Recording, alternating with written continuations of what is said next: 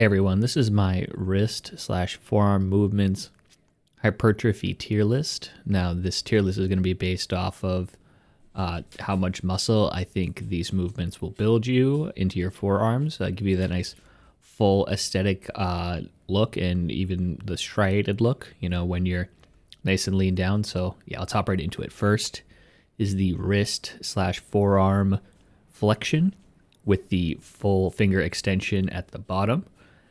Now 50% of the forearm is trained through this movement if you include the full ROM finger extensions. Those finger extensions are pretty important. Those make up a significant portion of the forearm flexor muscles. Now, if you can't do like the full finger flexion into wrist flexion, you can do them separately if you have to do different weights. But eventually you should get to the point where you should be able to do equal weights for both. Now, let's hop into the tier list. This is going to go right into S tier. You get that real bang for your buck with 50% of your forearms being trained.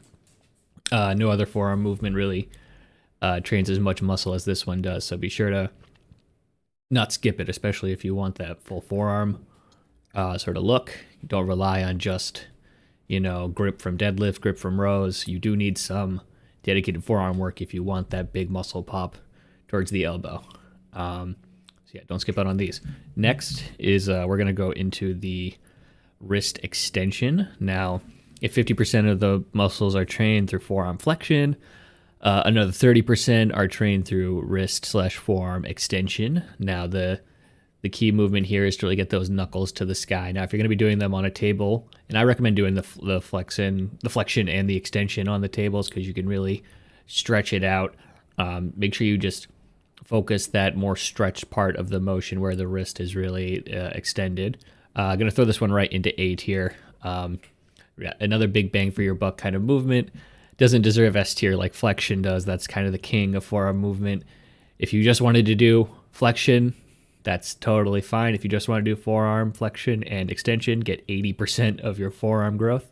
And stop there. Stop this video. Tune out for the rest of life and just have happy forearms, I guess. All right.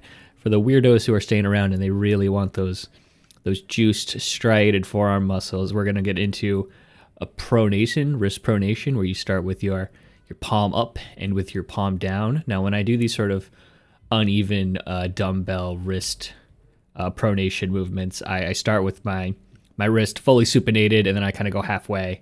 That way, you know, you're training the more stretched aspect of the pronation movement. So yeah, I'm gonna throw this one right into B minus tier. The pronators aren't a huge part of the forearm, but they will contribute to size, especially near the elbow. So you don't want to, you know, if you really want to have a good full look, make sure you hit up these as kind of like the third priority.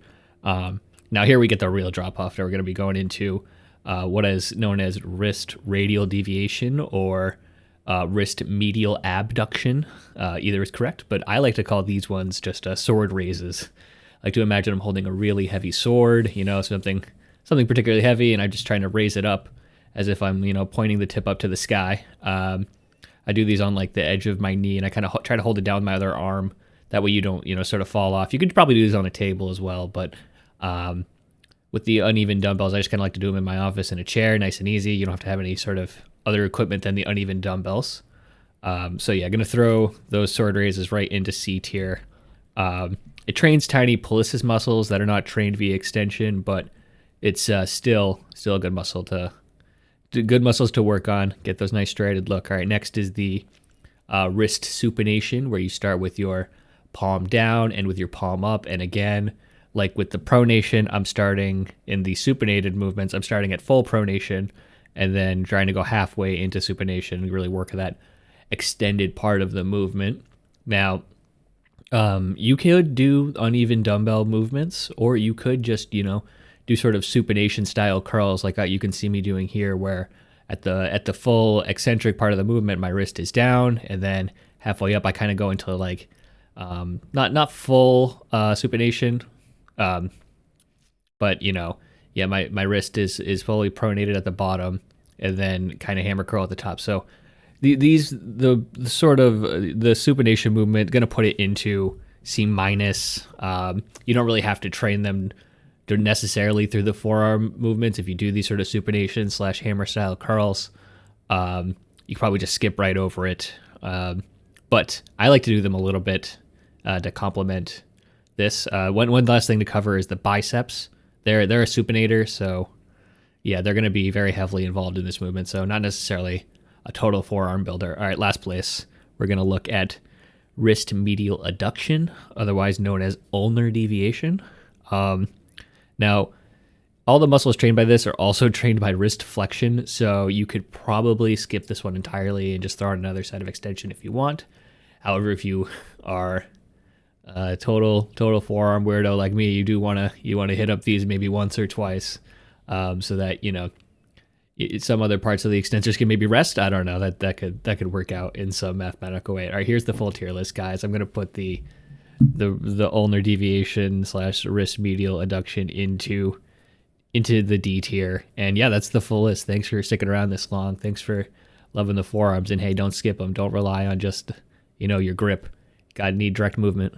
All right. Peace out, guys. Thank you.